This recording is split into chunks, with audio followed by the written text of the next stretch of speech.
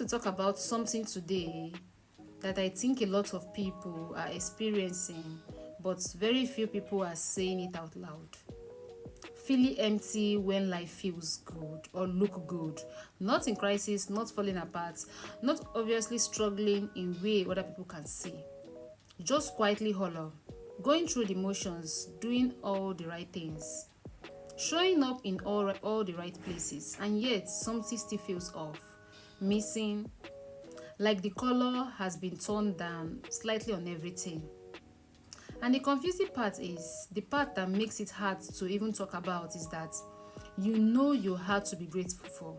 You had things to be grateful for. You know your life look okay from the outside and you feel guilty for feeling this way. But I need to tell you today, that feeling is real, is valid, and is pointing to something important. Let's get into that. What that something is. The first thing I want to say is that the emptiness, that hollow feeling, despite external okayness, is almost always a sign of misalignment. Misalignment between the life you are living and the life that your soul is actually hungry for. Let me explain what I mean by that. Many of us spend years, maybe decades, building a life based on external expectations. What our parents wanted for us, what our culture defined as success, what we thought we were supposed to want, and we are good at it. We achieve the things, we check the boxes. We build something that looks right from the outside. Somewhere along the way of building that life, the real us got a little lost. The things we actually care about, the way we actually want to spend our time, the person we actually want to be. And the emptiness is the gap between those two things. Between the life you built and the life you actually want. Between the person you perform and the person you actually are. That gap, when it's been there long enough, starts to feel like hollowness. The second reason for the emptiness is what I call surface level living. When our relationship are surface level, when our work is surface level, when our spiritual life is surface level, when everything is fine but nothing is deep, human beings are not built for surface level.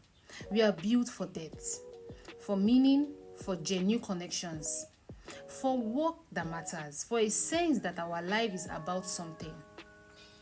And when those things are absent, when life is comfortable but not meaningful, emptiness moves in, not dramatically, quietly, like a low-grade hunger that never quite goes away. The third reason is suppressed emotion. A lot of people who feel emotionally flat, hollow, numb, going through the motions are people who have been suppressing their feelings for a long time. Suppressing a grief, suppressing anger, suppressing the things that feels too big or too dangerous to feel. And emotional suppression has a cost.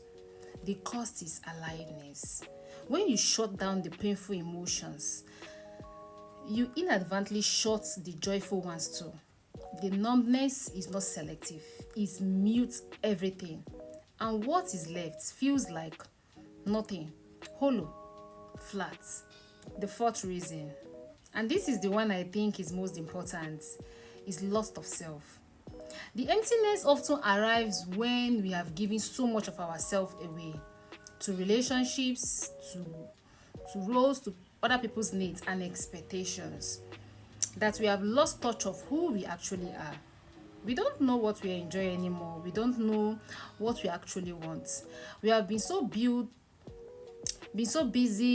being who other people want us to be that the real us has gone quiet. And that quiet, that absence of self, is what the emptiness actually feels like. So, what do you actually do about it? The first step is to stop treating the emptiness as the problem and start treating it as an information. What is it pointing to? What is it trying to tell you about your life, your relationships, your alignment? Sit with those questions. Don't rush to fill in the empty spaces with busyness or distraction. The second step is to identify where the misalignment is. Where in your life are you living for external expectations rather than internal truths? Where are you performing rather than being? Where are you living someone else's version of your life? That misalignment is usually where the emptiness lives.